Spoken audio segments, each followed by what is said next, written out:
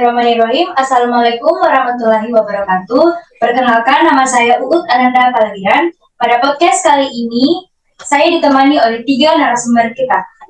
Dipersilakan untuk memperkenalkan dirinya masing-masing. Perkenalkan, nama saya Milda Afia Salsabila. Perkenalkan, nama saya Kerimat Indonesia. Perkenalkan, nama saya Nitra Amanda. Nah, pada podcast kali ini kami akan membahas tentang penilaian status gizi dan metode antropometri. Baik, langsung saja kepada narasumber pertama. Pertanyaan yang pertama, apa yang Anda ketahui tentang antropometri? Menurut saya, antropometri itu berasal dari 2 kata. Yang pertama itu antropos yang berarti tubuh dan metros yang berarti ukuran. Jadi antropometri itu adalah ukuran tubuh. Baik, pertanyaan selanjutnya, apa yang Anda ketahui tentang fungsi penilaian antropometri? Fungsi penilaian antropometri secara garis besar ada 2. Yang pertama itu menilai status pertumbuhan, dan yang kedua menilai status gizi pada populasi atau waktu tertentu. Baik, pertanyaan ketiga, syarat apa yang mendasari penggunaan antropometri? Syarat-syaratnya itu yang pertama adalah alat mudah digunakan, yang kedua pengukuran dapat dilakukan secara berulang-ulang dan objektif, yang ketiga pengukuran tidak harus dilakukan oleh tenaga profesional, dan yang keempat biaya relatif murah, yang kelima hasilnya mudah disimpulkan, dan yang keenam secara ilmiah diakui kebenarannya. Wah, terima kasih Milda sudah memberikan jawaban-jawaban terbaiknya. Selanjutnya saya akan berbincang dengan narasumber kedua, yaitu Ikrimat Nisa. Adapun pertanyaan pertama, yaitu apa kelemahan metode dari antropometri?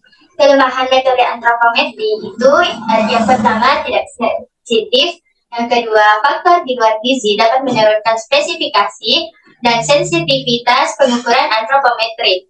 Yang ketiga, kesalahan yang terjadi pada saat pengukuran dapat mempengaruhi akurasi, presisi, dan validitas pengukuran. Selanjutnya, kesalahan terjadi karena pengukuran perubahan hasil pengukuran analisis dari asumsi yang keliru. Dan yang terakhir, sumber kesalahan biasanya berhubungan dengan latihan petugas yang tidak cukup, kesalahan alat, dan kesulitan pengukuran.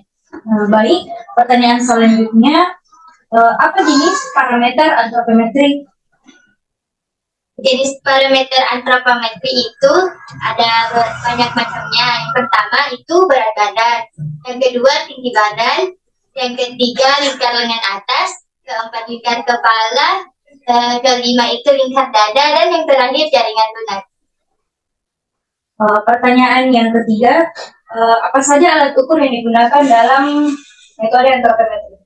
Alat ukur dalam metode antropometri itu ada, yang pertama itu ada alat ukur berat badan, seperti itu timbangan detektor, timbangan digital, timbangan bayi atau baby scale, adapun dacin, dan ada juga alat ukur tinggi badan, yang pertama itu mikrotois, ada juga timbangan digital, ada stadiometer, ada juga disebut alat ukur lingkar lengan atas. Ada juga alat ukur lingkar kepala, ada alat ukur lingkar dada, ada alat ukur jaringan lunak. Bisa atas jawaban-jawabannya. Ya, sama-sama. Selanjutnya, pertanyaan-pertanyaan terakhir yang paling dinanti-nanti kepada narasumber ketiga kita, yaitu Nitra Amanda. Langsung saja pada pertanyaannya, variabel apa yang digunakan untuk menentukan status gizi dengan penilaian antropometri?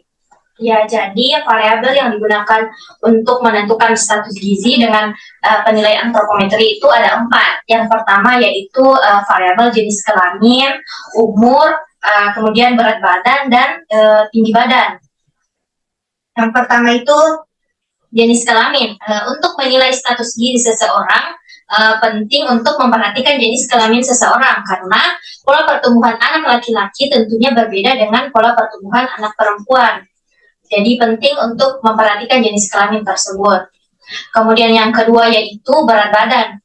Berat badan dapat menggambarkan status gizi saat ini. Kemudian yang ketiga yaitu tinggi badan. Tinggi badan adalah suatu parameter yang paling penting dalam bagi keadaan yang telah lalu dan keadaan yang sekarang. Jika umur tidak diketahui dengan tepat, begitu. Kemudian yang terakhir yaitu variabel umur. Umur itu sangat penting dalam penentuan status gizi seseorang karena pertumbuhan tubuh sangat berkaitan dengan umur. Baik, pertanyaan yang terakhir, apa saja aplikasi pada antropometri? Ya, pengaplikasian antropometri itu ada banyak. Misalnya itu dalam kualitas sumber daya manusia, penilaian status gizi, pemantauan pertumbuhan anak, survei nasional vitamin A, pemantauan status gizi, pengukuran TBABS, kegiatan penapisan, dan kegiatan di klinik. Adapun juga uji risiko KMS ibu hamil dan pemantauan status gizi pada orang dewasa. Baik, terima kasih Mitra Amanda atas jawaban-jawabannya. Nah, jadi pada kesimpulan podcast kali ini, seperti yang kita ketahui, pengukuran antropometri gizi itu berhubungan dengan berbagai macam pengukuran dimensi tubuh dan komposisi tubuh dari berbagai tingkat umur dan tingkat gizi. Mungkin itu saja pembahasan kita mengenai penilaian status gizi dan metode antropometri pada podcast kali ini. Kurang dan lebihnya mohon dimaafkan, dan juga terima kasih kepada ketiga narasumber cantik kita yang sudah meluangkan waktunya. Barakallahu fi ilmi. Semoga ilmu yang kita dapatkan membawa berkah dan kemanfaatan bagi kita semua. Wabillahi taufiq wal hidayah. Wassalamualaikum warahmatullahi wabarakatuh.